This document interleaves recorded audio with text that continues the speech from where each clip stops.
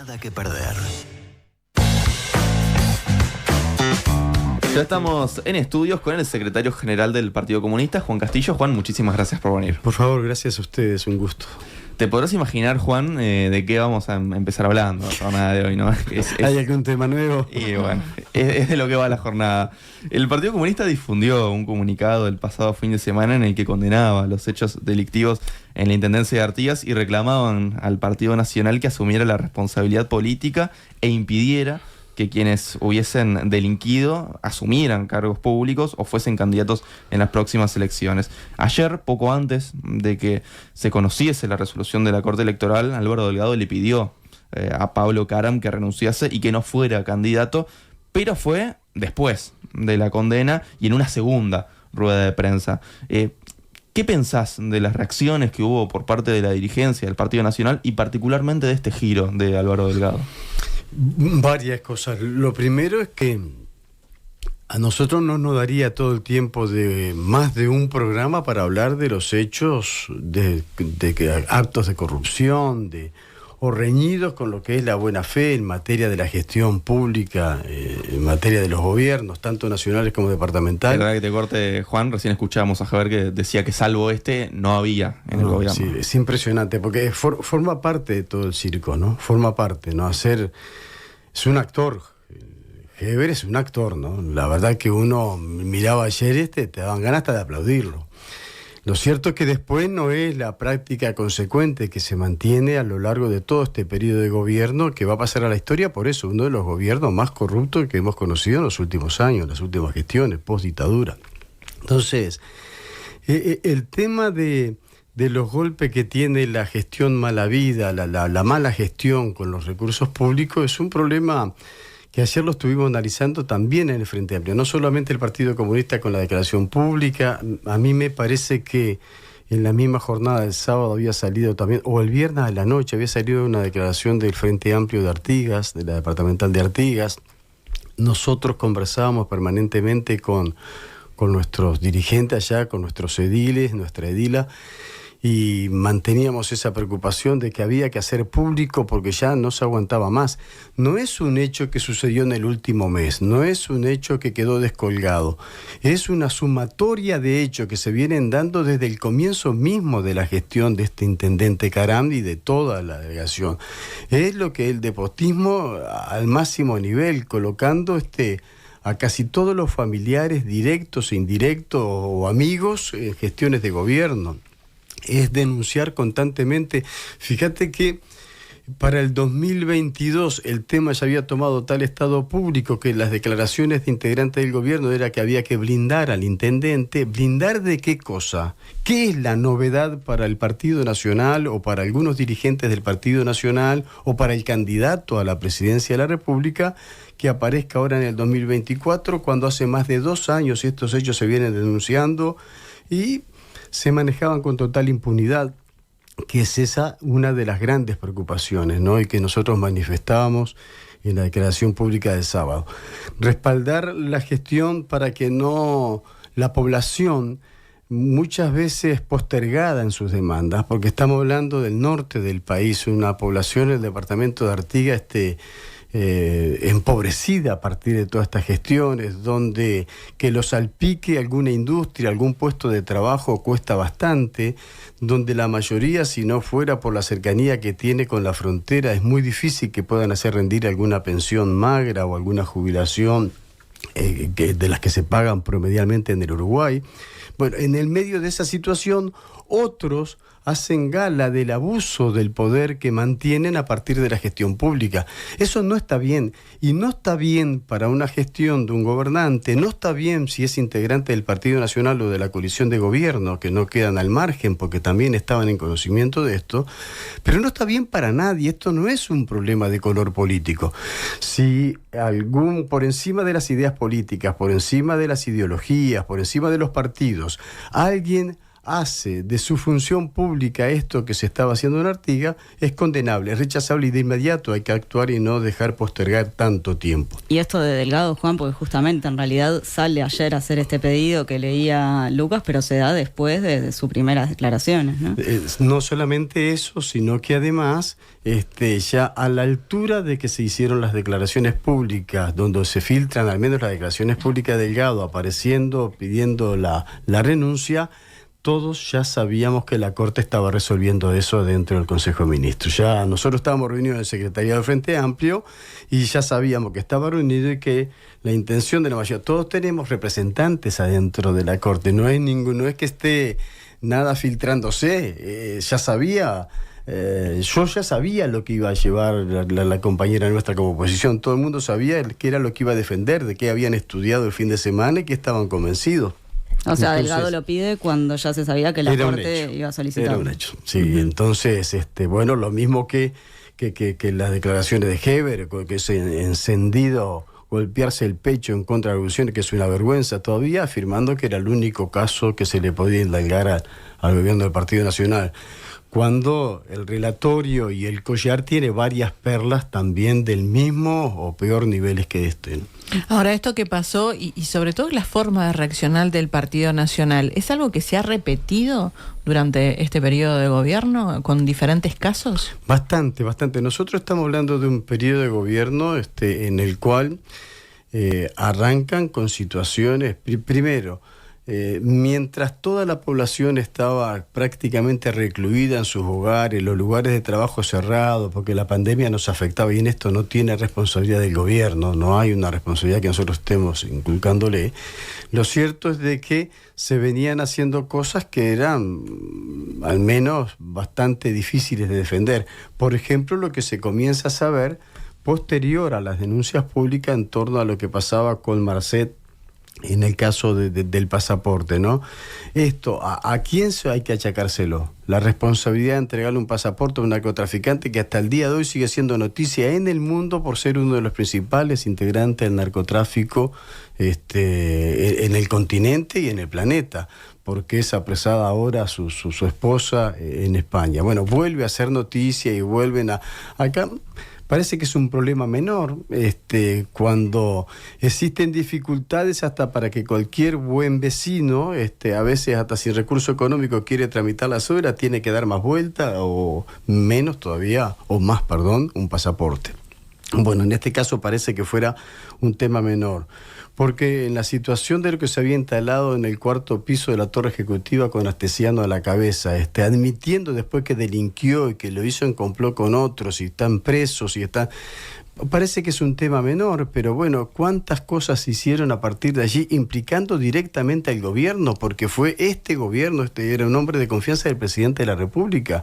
Bueno, también sucedió, porque se entregan vivienda al gusto y antojo si es que son partidarios de mi fuerza política y si votan mi lista, porque se utilizan funciones hasta binacionales como el Salto Grande, para hacer acomodos con todos los partidarios, con todos los que integraban la Junta Departamental, que fueran de su fuerza política. Y entonces uno comienza a hacer la lista, porque hablamos solamente de los casos de mayor caja de resonancia, de mayor repercusiones. Pero cuando uno se pone a hablar y a desgranar, hay una cantidad enorme de casos. Yo no sé cuántos alcaldes del departamento de Colonia fueron denunciados y hasta procesados, ¿no? El hombre de las 1000 gauchadas, para hablar de algunas de las cosas que más han impactado. Todo esto ha ocurrido en este periodo de gobierno. Parece que hubiese transcurrido muchos años, pero van 4 años de gestión que van a ser efectivamente lamentable después tener que recordarlos. Y pensando en este caso en particular, también lo que tiene es que reactiva, ¿no?, algunas discusiones. Sin ir más lejos, el diputado frente amplista Gustavo Olmos está planteando volver a discutir en diputados sobre el proyecto de ley que establece que los ingresos y los ascensos a las intendencias sean de forma transparente, que sean por concursos, ¿no? Esto no salió en el Senado y el Frente Amplio no acompañó en su momento llevarlo a plebiscito. El Partido Comunista también se posicionó en contra. Sí. ¿Acompañarían ahora la iniciativa de Olmos? Pero nosotros estuvimos de acuerdo en el Parlamento en el debate. No, digo después, cuando se propuso... Pero después lo que se coloca desde nuestro punto de vista, y creo que estuve defendiéndolo acá, esa posición, era la oportunidad de colocar un plebiscito por este tema. Incorporarlo a una reforma constitucional con las elecciones nacionales, cuando sigue siendo la prioridad para nosotros efectivamente la conquista del gobierno. Pero era un problema de oportunidad, y porque fue además 15, 20 días después de que el tema estuvo debatiéndose en el Parlamento, como bien dice el diputado Olmos, y como creo que hoy leí declaraciones también del senador Vergara, en torno a que estuvo en diputados, tuvo los votos, pasó al Senado. Cuando entró al Senado lo quedamos votando solo nosotros, y por eso se abortó. Ni los votos del resto del Partido Colorado, ni los votos del Partido Nacional, ni de Cabildo Abierto acompañaron este proyecto de ley. Bueno, este proyecto de ley tiene que ver con esta reforma que se estarían haciendo, tiene que ver en cómo se procesaría el ingreso de los funcionarios municipales en las distintas intendencias. Por eso ahora estarían afines a que se volviera a dar la discusión en tal caso en diputados. Pero nunca, vuelvo a decir, nunca estuvimos en contra. No, ya sé, fue en relación a lo del plebiscito. Si se coloca otra vez, seguramente estemos, sí. A mí me parece que hay capaz que debatir y discutir si efectivamente la redacción es exactamente así que tiene que ser, o si hay algún error que hay que corregir, pero es un tema menor, nosotros estamos de acuerdo. Ahora, lo que no se puede mudar es que este problema no se dio por el ingreso de funcionarios, es un problema de corrupción de la gestión del gobierno, porque si no, parece de que Caram actuó, y la suplenta de Caram y todo el entorno del emporio de los Caram en Artigas funcionó de esta manera porque no estaba esta ley. No, son cosas distintas. Lo que nosotros queremos impulsar, lo que seguramente sea el argumento de los compañeros nuestros en diputados en el Senado, tiene que ver en cómo se da igualdad de oportunidades para cualquier vecino en cualquier departamento aspire a tener un empleo estable, y no utilizar, como hace las gestiones de gobierno en varios de los casos, como este de Caram, hacer clientelismo político a partir de que te dan periodos de tiempo de trabajo en la intendencia. Entonces hacen que queden sujetos a las decisiones políticas y al voto seguramente del funcionario que ingrese, ¿no? Ahora, saliendo de estos casos en particular que tienen que ver con la transparencia, con la corrupción y demás, ¿cuáles crees que son en este momento los grandes debes de este gobierno? Por ejemplo, las autoridades señalan que en cuanto a salario y a empleo se ha crecido si se lo compara con el 2019. Uno tiene que empezar a discriminar las características del empleo. Efectivamente, si yo tengo que decir porque no puedo utilizar las estadísticas oficiales, en este caso la que elabora el INE, cuando me sirven, y rechazarlo cuando los números nos dan de acuerdo a mi discurso político. No se puede hacer eso.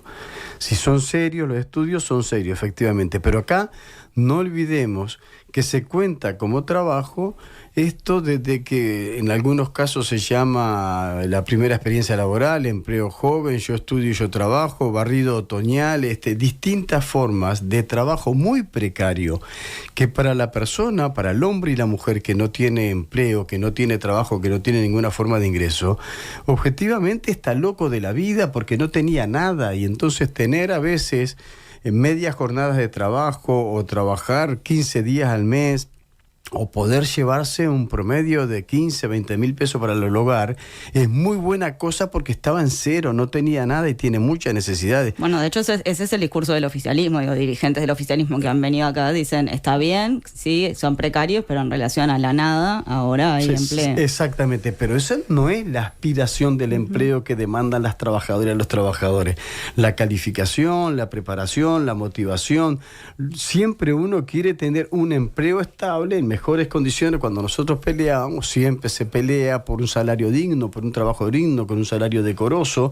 No es eso a lo que estamos haciendo referencia. Bueno, en el medio de esta situación, claro, hay más empleos, se han generado puestos de trabajo. Estos puestos de trabajo sirven para determinado momento y no para siempre. Para siempre lo que hay que hacer es apostar a un trabajo de desarrollo industrial, de innovación tecnológica, de preparación y calificación de los trabajadores, de que efectivamente el Uruguay cambie esa matriz productiva para empezar a producir efectivamente bienes y servicios de calidad, ¿no?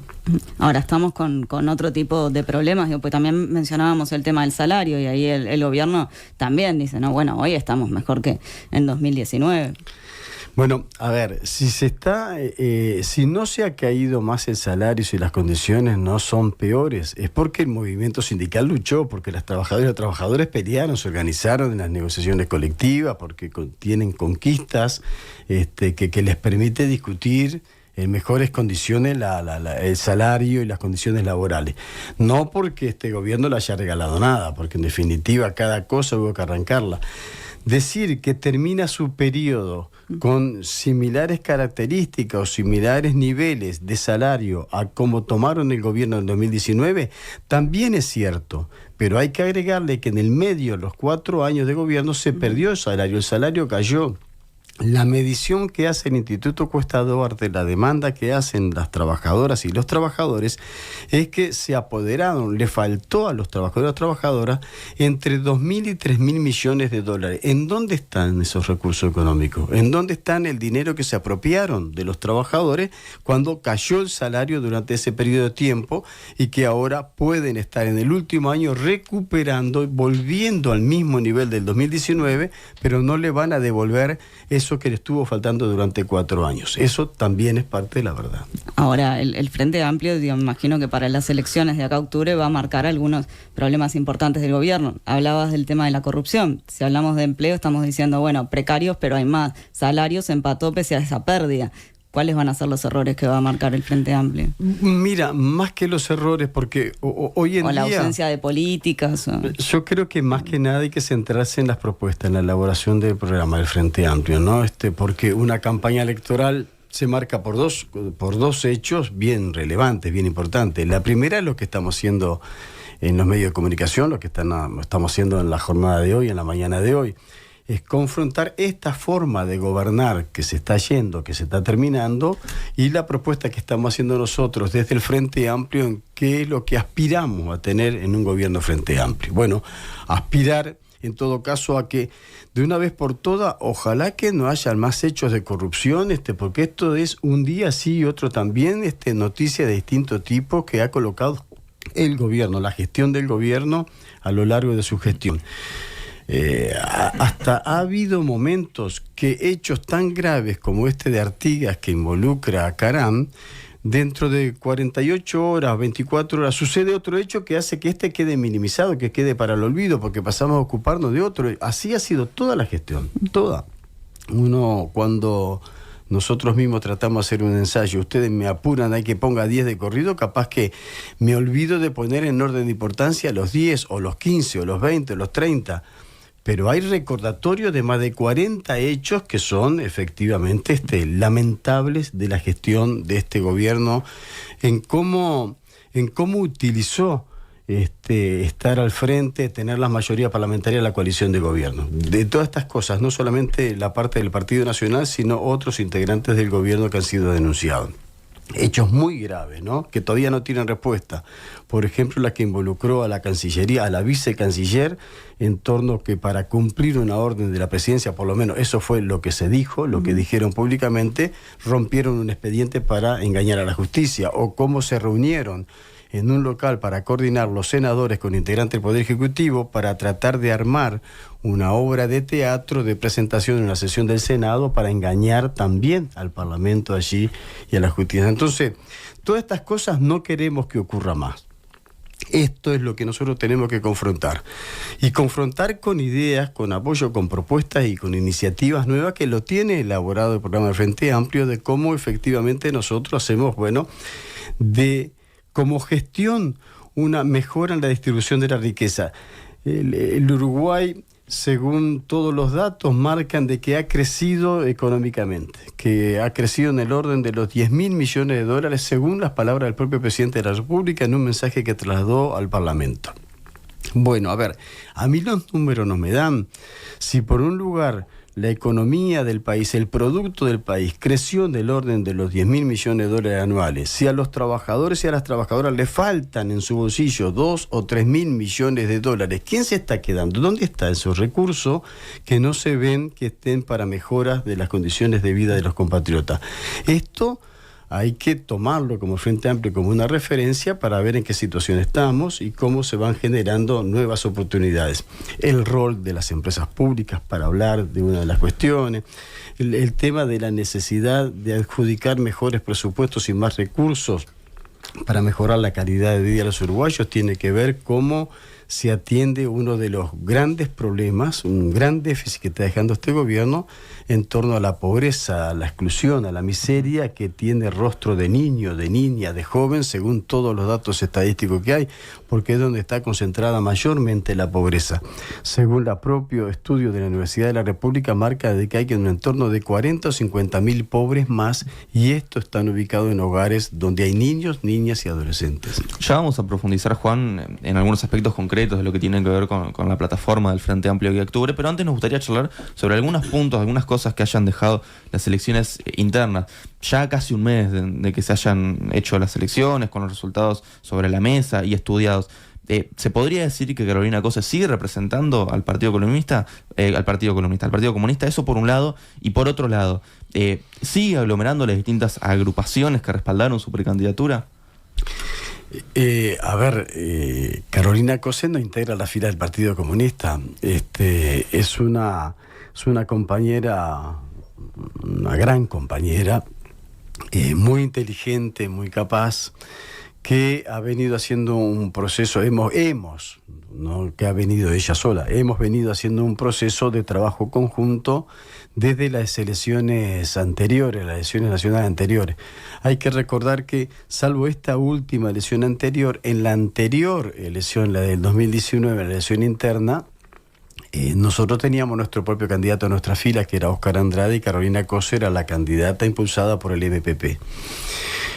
Posteriormente de haberse resuelto que fuera Daniel Martínez el candidato a la presidencia, nosotros nos pusimos a trabajar en forma conjunta con ella y terminó integrando la lista 1001. La lista 1001 no es del Partido Comunista, la integra el Partido Comunista junto con otros sectores, con otros agrupamientos y con figuras independientes. En este caso, invitamos allí a participar a la compañera Carolina Cose. Hizo toda una primera etapa, los primeros 6 meses de la gestión del Senado, en la discusión aquella del presupuesto quinquenal, la discusión de la ley de urgente consideración, y en ese proceso se empezó a trabajar para gestar los posibles candidatos o candidatas para la Intendencia de Montevideo, y nosotros coordinamos allí la posibilidad de impulsarla. Efectivamente aceptó, junto con otros partidos y otros grupos, y se convirtió en la Intendenta de Montevideo. Tiene el antecedente de la gestión, tiene el antecedente de ser ejecutiva, se ha combinado bastante bien con el conjunto de los compañeros y las compañeras que la impulsamos luego para ser la precandidata en las elecciones internas. Bueno, obviamente no fue electa. El que fue electo hoy nuestro candidato a presidente es Yamandú, y componen una fórmula desde nuestro punto de vista muy potente. Creo que la fórmula más potente que se podrá presentar en estas elecciones, independientemente del resultado después, es la que integran Yamandú y Carolina, sin ningún lugar a duda, por experiencia de gestión. También la misma, en muchos aspectos, es válida para Yamandú, de 2 periodos consecutivos de intendente de Canelones. O sea, hay ahí un gran trabajo para poder hacer en forma conjunta y liderar una etapa que va a ser difícil para el Uruguay, que va a ser difícil para los uruguayos y las uruguayas, cómo remontamos todo este relato negativo que nos va a dejar este gobierno para la inmensa mayoría de la población. Ahora, Juan, ¿en qué lugar queda Carolina en relación al Partido Comunista? Digo, porque en su momento, si bien está bien, tú decís, no integrado en la fila del Partido Comunista, no era como el caso de Andrade, bueno, se estaba detrás de esa figura. Ahora, ¿cumple de alguna manera, sigue nucleando tanto al Partido Comunista como a otros sectores? Las personas no son desechables, no son descartables, ¿no? Ninguna persona, ningún compañero y ninguna compañera. Este es el caso también. Yo sé que ustedes no me lo están preguntando en ese sentido, lo asumo para mí, en torno a que lo que hay de nuevo después del 30 de junio es que ella no fue electa presidenta, no deja de ser compañera, no deja de ser para nosotros muy respetable y valorar las mismas cosas que decíamos antes para proponerla como candidata a la presidencia de la República. Lo que hay ahora, en este momento que estamos hablando, estamos tratando de componer cómo nos presentamos en las elecciones nacionales de octubre. Porque el gran objetivo de la etapa ya queda hoy 95 días, me parece, 94, 95 días restan para llegar al 27 de octubre, que son las elecciones nacionales. Nosotros tenemos grandes chances de ganar. El Frente Amplio tiene mucha chance de convertirse en gobierno de nuestro país a partir de este periodo electoral. Ojalá que además lo hagamos con mayorías parlamentarias. Estamos trabajando todos los sectores y todo el Frente Amplio para que sea mayoría parlamentaria. Y si lo hiciéramos bien, me parece que puede haber una gran sorpresa en la misma jornada de octubre, resolver y ahorrarle al uruguayo y a las arcas de la Corte Electoral los recursos económicos para resolver esa misma noche toda la contienda electoral hasta mayo. En ese aspecto, varios de los sectores y presentaciones electorales, listas, grupos y partidos que trabajamos impulsando la candidatura a Carolina, estamos tratando de conformar un sublema. Y eso es lo que estamos trabajando ahora.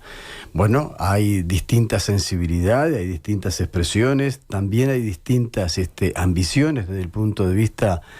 Ustedes saben de que lo más feo del armado de la lista es si estamos todos de acuerdo, pero ¿en qué orden de vamos? reojo te miro en donde me pones, sí, claro.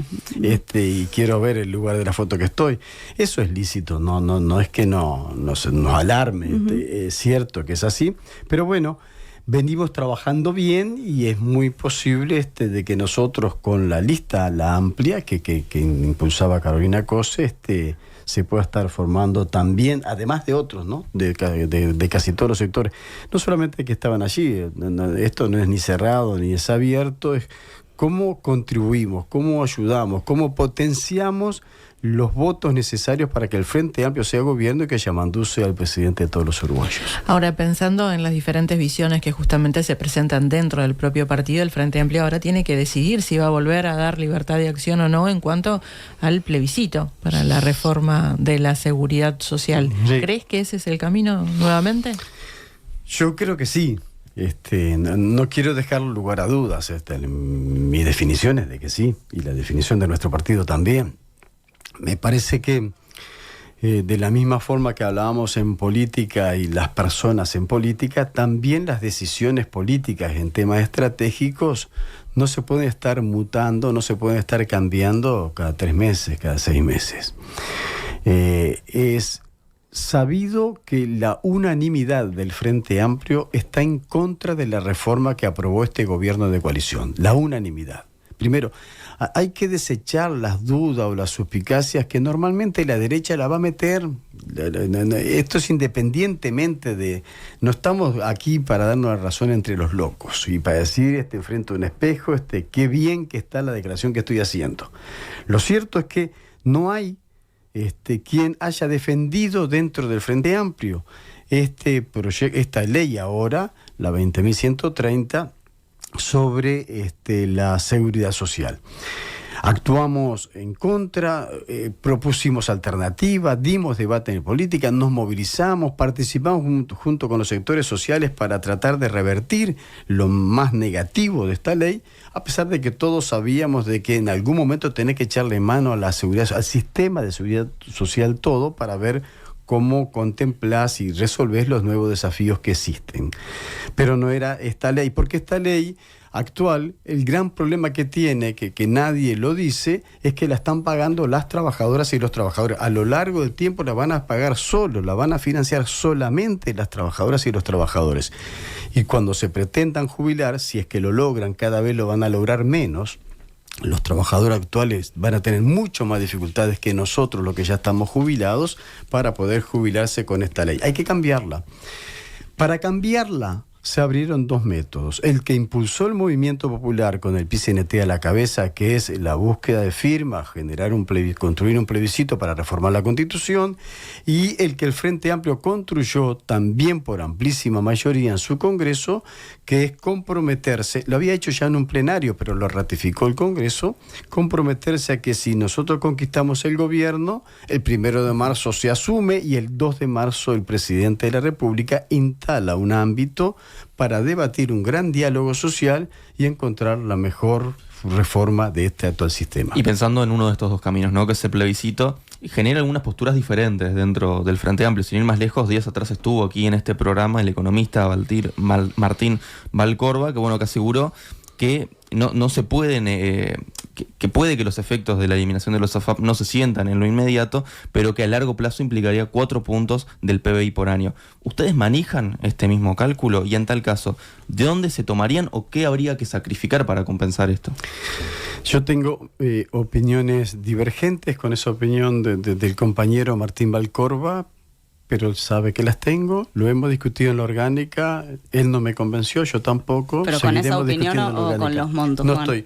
No estoy de acuerdo con que valorar qué consecuencias tendría si se aprobara el plebiscito de los trabajadores, porque nadie mide lo que yo traté de explicar primero, y las consecuencias actuales que la estamos pagando los trabajadores y las trabajadoras.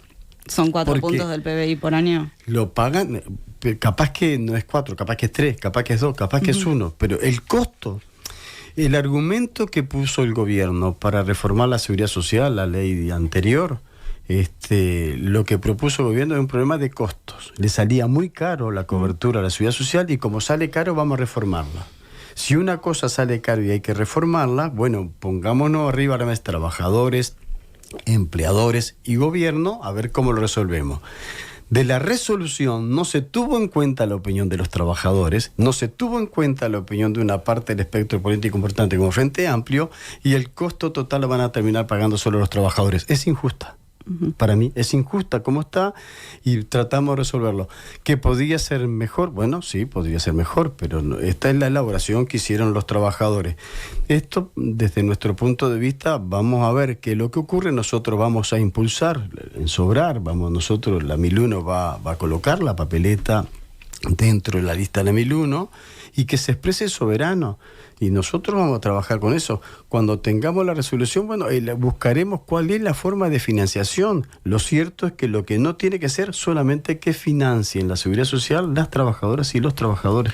Ahora, independientemente del resultado de lo que surja del plebiscito, el programa del Frente Amplio establece que, que si gana va a llamar a una mesa de diálogo, ¿no? Bueno, ¿cuáles serían las ideas claves de este diálogo que van a mantener? Sí, me habías hecho otra pregunta, perdóname, anterior, ¿te acordás que era cómo nos parábamos ahora en este escenario si dejábamos libertad de acción o no? Sí. Entonces, yo había dicho que sí, pero sí. ¿Qué es lo que está haciendo el Frente Amplio? El Frente Amplio lo que está haciendo ahora... Ayer incluso en el secretariado debatíamos este tema, le encargó una comisión, hubo una comisión que trabajó para que el plenario de octubre del año pasado dejaran libertad de acción, hubo un trabajo previo de sectores, bases. Bueno, esa misma comisión se la convoca ahora para que elabore una propuesta de cómo sería el tránsito de aquí hasta octubre. Entonces presentaríamos una propuesta para que los organismos de Frente Amplio, primero el secretariado, pero luego seguramente convocando a la mesa política y veamos si se resuelve también convocar un plenario nacional, avalan el tema de mantener la libertad de acción o hay alguna otra propuesta distinta. Pero pasado eso, hay 2 o 3 puntos para establecer este diálogo, sí, 1 de marzo, si gana el Frente Amplio. Eso ya lo aprobó, lo había generado las condiciones el propio plenario de octubre del año pasado y lo ratificó el Congreso de diciembre. Hay 3 puntos básicos, la necesidad de buscar mecanismo en la cual no sea un sentido obligatorio, taxativo, jubilar hasta los 65 años, llegar hasta los 65 años, sino que se busquen alternativas para que a partir de los 60 se contemple, 60, 61, veamos, pero a partir de los 60, que era lo que estaba anteriormente, se contemple a distintas funciones. No es lo mismo trabajar en la construcción, en el campo, empleada doméstica, las columnas, las caderas, los brazos ya no dan más en algunos lugares. Hay algunos que llegan todo roto a los 60, no sé si podrán llegar a los 65 años de edad. Y el tema más grande acá es que esta sociedad no puede ser tan hipócrita de pensar de que tenemos la obligación de trabajar hasta los 65, pero cuando vamos a pedir con 60 años trabajo se ríen de nosotros porque somos viejos o viejas. Entonces, esto le ha pasado a una cantidad enorme de trabajadores en nuestro país, desde antes, no solamente ahora con esta ley.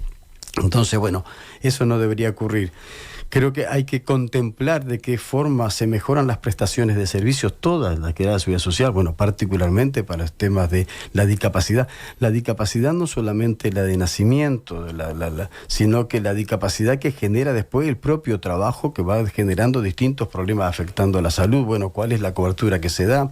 ¿Cuál debería ser una jubilación mínima, una pensión mínima? El Frente Amplio venía trabajando bajo una concepción de que no se limitaba solamente a las jubilaciones mínimas, subirlas sobre el índice medio de salario, sino que colocaba siempre un par de puntos más por encima, y se había recuperado bastante. La jubilación había crecido bastante, había crecido. No lo suficiente todavía. Y para ver qué es lo que se hace con el ahorro individual, si es obligatorio, si no es obligatorio, si es optativo, y si tiene que ser en el marco de la esfera del financiero privado, o si puede ser también en el marco estatal y público. Bueno, veamos qué es lo que ocurre, pero es parte del debate que quiere colocar el Frente Amplio bajo esos 3 grandes líneas de acción. Juan Castillo, secretario general del Partido Comunista, muchas gracias por estos minutos. Por favor, gracias a ustedes. Gracias.